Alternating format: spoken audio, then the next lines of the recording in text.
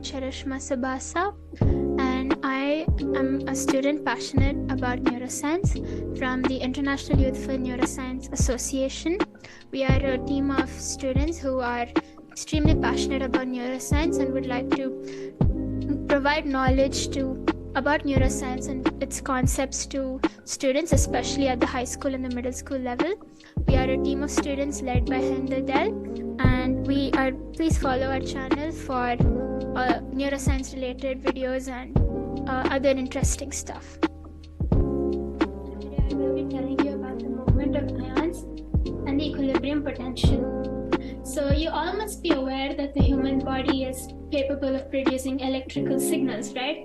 So exactly how does this happen? Usually at the basic level, neurons generate electrical signals through brief and controlled changes in the permeability of their cell membrane to particular ions, especially sodium and potassium. Now, coming to an important question, what exactly is permeability? Permeability in this sense refers to a certain molecule's ability to diffusely traverse the plasma membrane of a cell. That is, to see if it can pass through it or not. So there are several levels to this permeability. That is, a membrane can be permeable to one molecule over another. For example, a cell membrane is more permeable to potassium ions than sodium ions. So coming back, let us talk about how a neuron manages to establish and maintain a stable voltage across its membrane. So please note that this voltage is different from the electricity voltage, as the current here is established with the help of ions, such as potassium, sodium, chloride ions, etc. So this brings us to an important concept of the resting membrane potential. So a membrane potential is an electrical potential difference, or the potential difference that is measured across the cell membrane.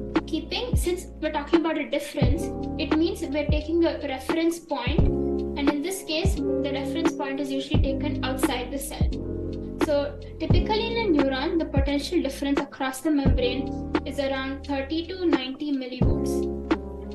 And with the inside of the cell being more negative than the outside, we can say that neurons have a resting membrane potential of about minus 30 to minus 90 millivolts. Since there's a discernible potential difference, the membrane is said to be polarized. If the membrane potential is more positive than the resting potential, then it is said to be depolarized. And then if it is more negative than the resting potential, it is said to be hyperpolarized. Based on these conditions, a neuron can communicate with other neurons. That is, it can help generate a signal. So you can see in hyperpolarization, it is more negative, whereas in depolarization, it is towards the positive side, the membrane potential. So how exactly does this resting membrane potential come about? Like I mentioned earlier, the membrane potential is determined by ions, and their distribution between the inside and the outside of the cell, as well as it depends upon the permeability of a particular ion across the membrane. So the most abundant of all these ions present in the human body are potassium and sodium ions, which are cations because they are positively charged, as well as some anions such as chloride ions, as well as some other organic ions. Please note, the potassium ions are usually found in proteins, and amino acids are present in a higher concentration inside the cell than the outside, whereas sodium and chloride ions are more abundant on the outside. Thus, we can conclude that these ions help establish a concentration gradient across the membrane. That is, ions tend to move from a region of higher concentration to a region of lower concentration by passive diffusion, as you will see. Because what is diffusion? Diffusion is the movement of ions from a region of higher concentration to a region of lower concentration, meaning no energy is spent. the cell membrane, now let us talk about the structure of the cell membrane. The cell membrane is made up of two layers, right? The hydrophobic tail and the hydrophilic head. And since these ions possess a charge, they can't easily slip through through the membrane. Instead, they need to pass through special proteins, channel proteins, that traverse the entire width of the membrane. And some of these channel proteins are open in resting neurons, that is under resting potential conditions, that is in the absence of any kind of potential difference across the cell. And others, such as for example leak channels, and there are other channels which will only open when the neuron has been provided with a particular signal.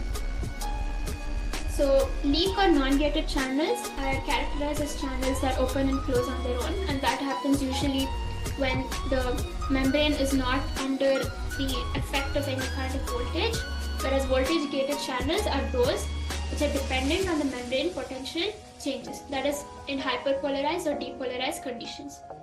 And ligand-gated channels are those which open to chemical binding. So this is the structure of a cell membrane. Hydrophilic head of a molecule, meaning it is water-loving, whereas hydrophobic, meaning it's phobic towards water, and that is why it is facing inwards, away from the extracellular as well as the intracellular solution. This is the outside of a cell, and this is the inside of a cell. And these are the ion channels that traverse through the entire width of the membrane. Okay, so now let us talk about potassium and sodium channels. So these channels are highly selective. That is, potassium channels only allow potassium to enter, whereas sodium channels allow only sodium to enter. You can see potassium channel allow only potassium to go through, whereas sodium allow only sodium to move through. So usually the membrane potential is dependent on the movement of potassium ions across the membrane. And like I mentioned, this is because potassium is more permeable. The cell membrane is more permeable to potassium. So potassium concentration by virtue is more inside the cell.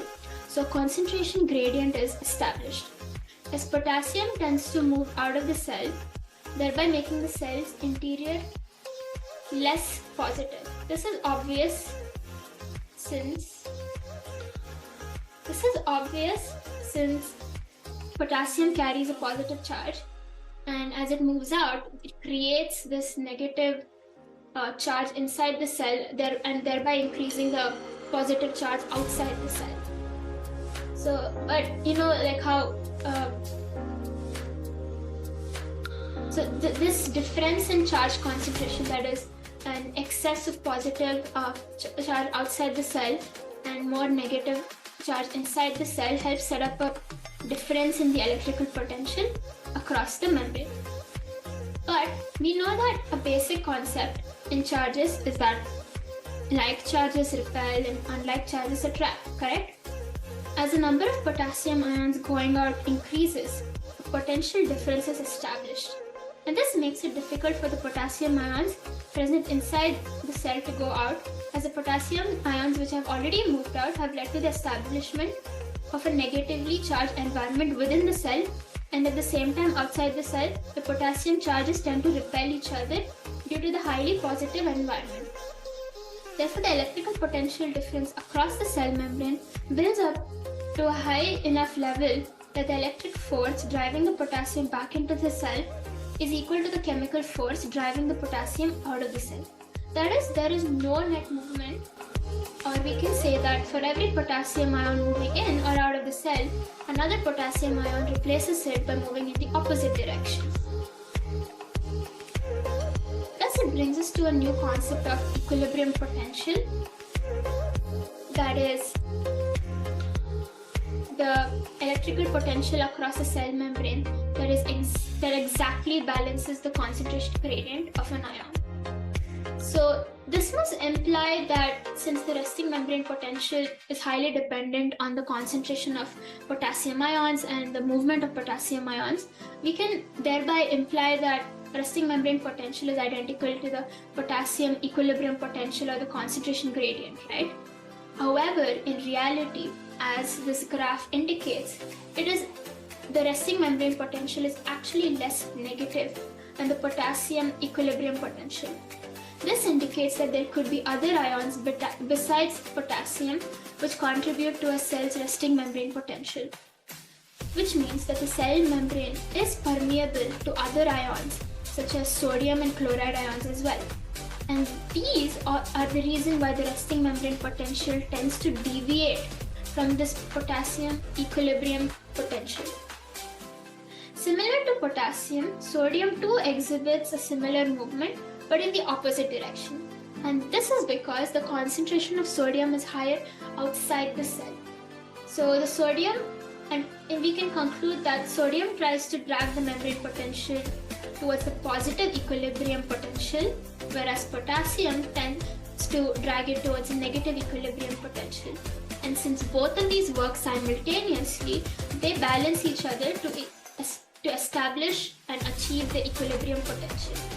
But remember, when I told you about the ion channels, you may wonder, don't they do have a role in establishing this resting membrane potential?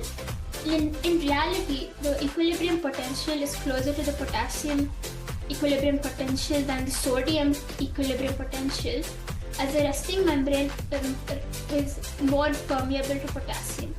This is why despite sodium and potassium being able to balance each other's equilibrium potential, the resting membrane potential is closer to the potassium equilibrium potential.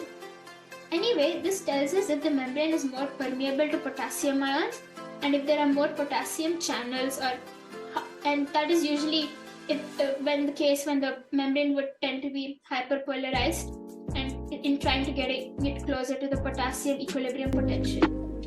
Similarly, the membrane would try to get into the depolarized condition by trying to get it towards the sodium equilibrium condition.